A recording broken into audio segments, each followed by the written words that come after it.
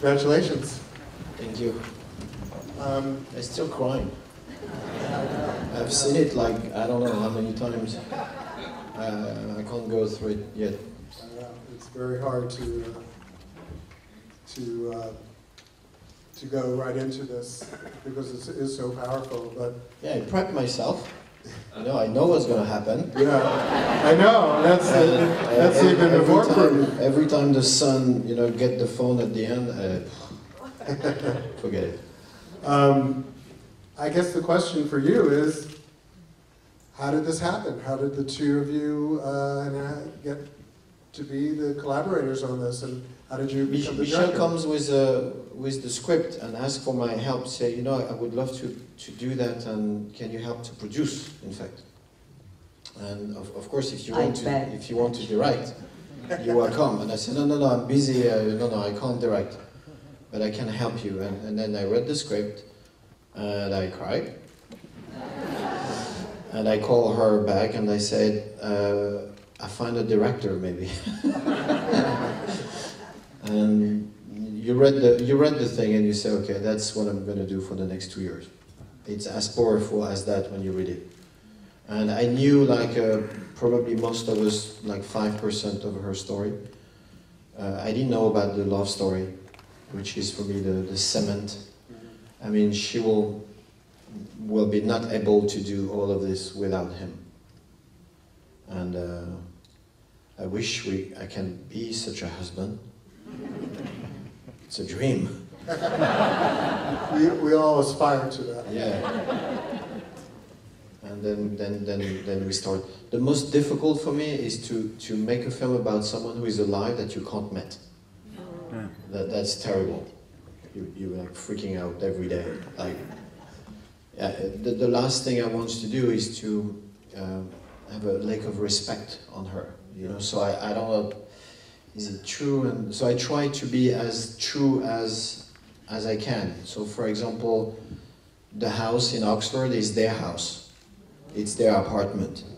The house in Burma at the millimeter is the same house. We have 2,000 pictures of the house. We went to Google Earth.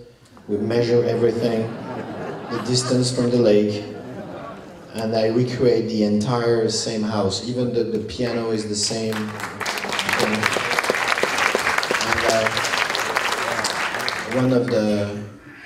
one of the member of the family came on the set, and I want to have his opinion because he knew the house, and he went for 5 minutes all around the house, say nothing, and at the end he say, the piano was here.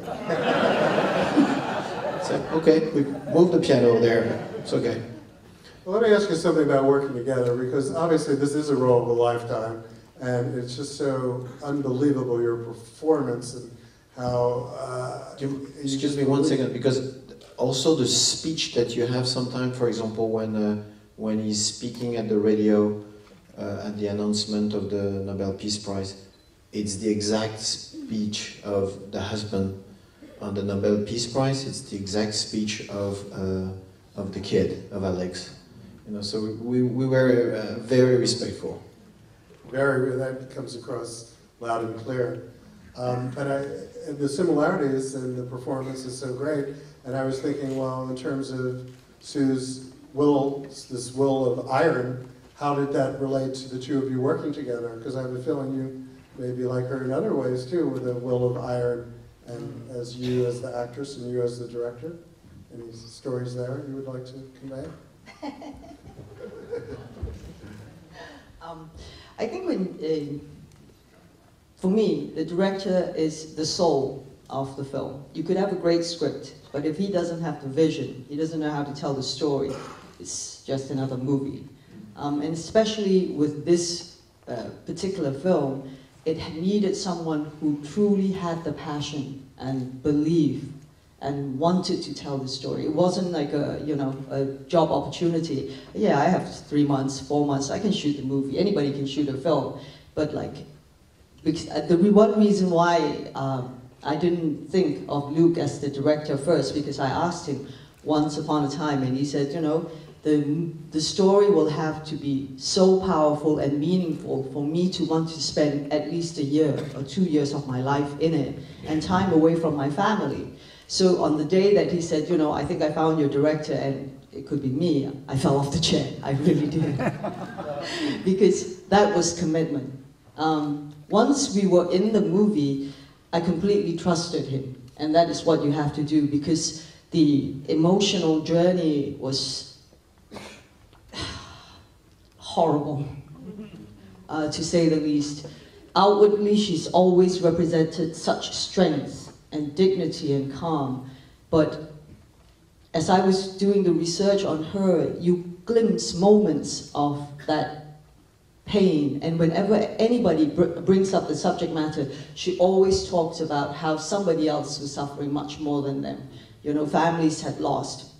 The father has died, or a son, or a mother, and she was the more fortunate.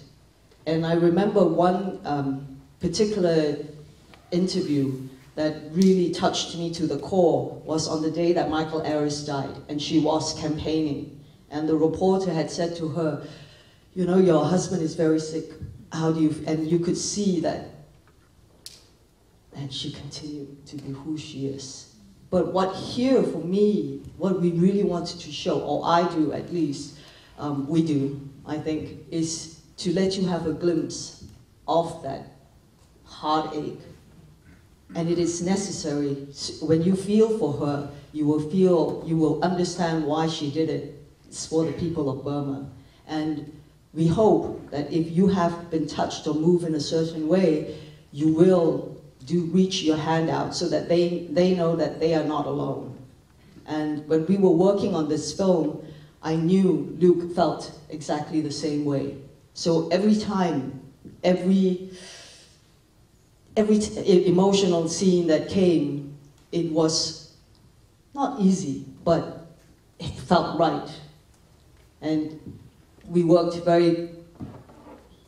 he tortured me, but he was good at it. He was so good at it. She loved that.